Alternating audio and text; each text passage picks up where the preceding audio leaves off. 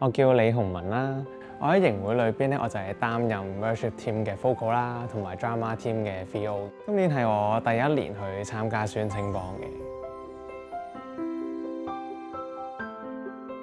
Hello， 我係 Phoebe， 我嚟自宣道會荔灣堂嘅。今年係我第4年參加宣青幫。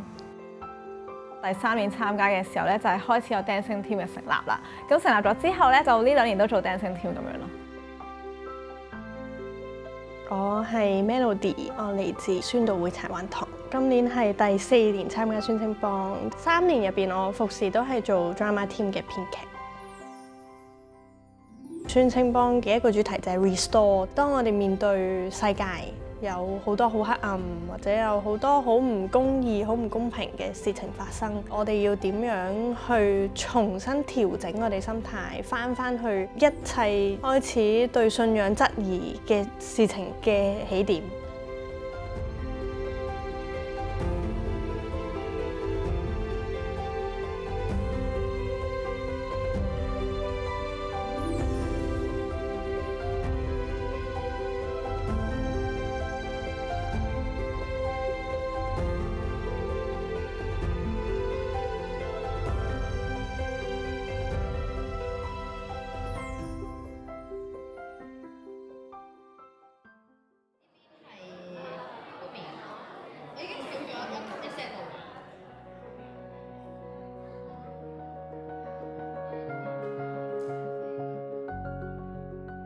而家嘅青少年佢哋嘅網絡世界實在太多太勁啦，所以我覺得佢哋好容易會俾世界嘅一啲價值觀拉走。可能世界係咁教佢哋話啊，你要錫自己，你要做自己中意嘅事，你要聽下自己點樣諗。佢哋會覺得自己係呢個佢哋人生嘅中心啦，而唔俾神掌管佢哋嘅生命咯。即係我哋教育裏邊都不斷講緊，我哋要去用理性思考，用理性去判斷一件事啱定錯。咁但係信仰就係打破緊呢一件事，佢有啲同呢個世界經歷嘅方式好唔同。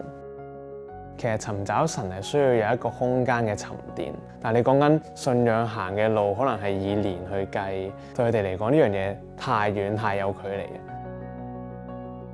正如個話劇入邊嘅角色，其中一個角色就係 Elizabeth， 佢亦都問緊個問題就係我哋面對好多信仰同埋世界之間嘅衝擊。當我哋去堅持上帝教我哋嗰套，原來個世界係唔接受我哋，或者個世界當我哋係異類咁樣睇嘅時候，佢需要面對嘅就係好多疑問冇被回答到。以我接觸嘅青少年裏邊咧，佢哋有啲唔係咁容易去表達自己嘅，咁可能因為過往住可能小學嘅經歷或者家庭嘅環境裏邊有好多唔同嘅聲音，令到佢哋冇辦法去表達自己，或者冇諗過啊，原來我可以咁樣講㗎喎。佢哋好習慣去返教會，好習慣身邊有好多人同佢哋講信仰，但係就冇好主動去表達過。咁但係喺營會入邊，佢哋更多嘅係我可以講下我信仰入邊嘅掙扎，我可以表達我疑問嘅時候，嗰個 moment 令到佢哋更加渴望有人同佢哋喺信仰上面有對話咯。即係未必全部長輩都 get 到佢哋面對緊啲咩，佢哋需要一班哥哥姐姐同佢哋同行咯。我哋都係曾經經歷過佢哋呢個階段嘅哥哥姐姐，咁所以其實都會 relate 到同埋 connect 到咯。佢哋都好願意同班組長啦，或者係我哋呢啲侍奉人員去分享佢哋自己嘅生命啦。當佢哋一齊集中翻喺同一個地方嘅時候，就可能有一種生命影響生命。我覺得呢個係年輕嘅優勢嚟嘅，年輕人係更加容易同一班可能比佢冇咁大個嘅哥哥姐姐去分享自己更加多嘅需要。當我同佢相處嘅時候，我就發現裏面有啲共通點嘅喎，我就好似去睇翻細個嘅自己，然後可以話係同自己細個嘅同行，又或者係讓佢哋都有一個新嘅經歷咯。我估講出嚟係一件好好嘅事，係我哋問上帝，上帝冇俾反應我哋，但係即係當我哋同一樣面對緊呢啲困難嘅弟兄姊妹去分享嘅時候，上帝就喺度啦。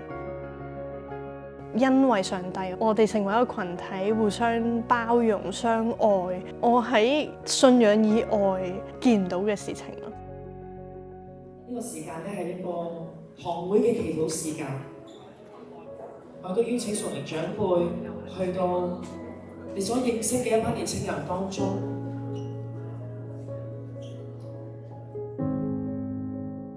Day 3嗰一晚就係我哋有屬靈長輩入到嚟啦，即係佢哋都願意去同呢一班年輕人同行嘅時候咧，嗰種感覺好 warm 啊！你唔係需要獨自一個面對呢個世界咯，你係有一班人同你用住同一個價值觀嚟去看待呢一個世界嘅時候咧，個成長開始有方向。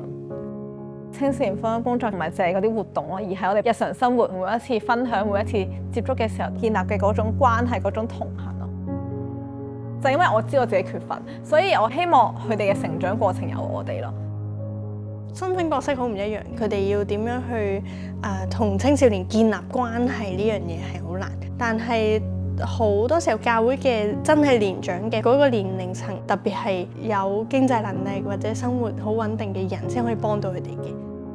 我可以做到嘅角色就係成為中間幫佢哋連接翻去嗰個中介者咁樣咯。牧養青少年係真係需要唔同年紀嘅弟兄姊妹一齊去幫手，讓佢哋可以喺裏邊安心嘅成長，以至將來佢哋都可以成為嗰個撐住呢個圈嘅人。我會見到呢個傳承嘅畫面好緊要。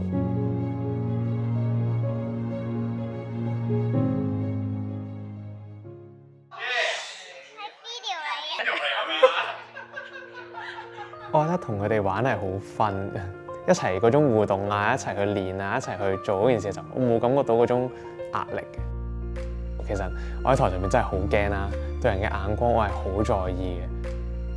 但係喺營會裏邊敬拜咧，就係佢哋捏緊我嘅感覺咯，佢哋推緊成件事一齊去行嘅時候，即係有其他 focal 喺度去傍住嘅時候，好唔同。令我比較印象深刻嘅位咧，係其實第3日嘅 drama 咧。係第3日先開始排嘅，我哋係臨時邀請 dancing team， 甚至連個背景音樂都係開始之前嗰1秒先至揾完。一個人嘅力量係唔夠，我好需要即係呢班演員同我即係一齊同行，同我一齊去補足我不足嘅地方，而且比我想象嘅做得更好。成班宣道會嘅年青人一齊侍奉，其實呢樣嘢都幾癲嘅喎。原來呢個營會嘅時候，見到就算世界或者社會太負面嘅時候，都有一班好正面嘅基督徒願意去為神擺上，或者係用時間去侍奉咁樣。發現其實自己嘅侍奉路上面真係唔孤單啦，係恩典嚟嘅。當我哋知道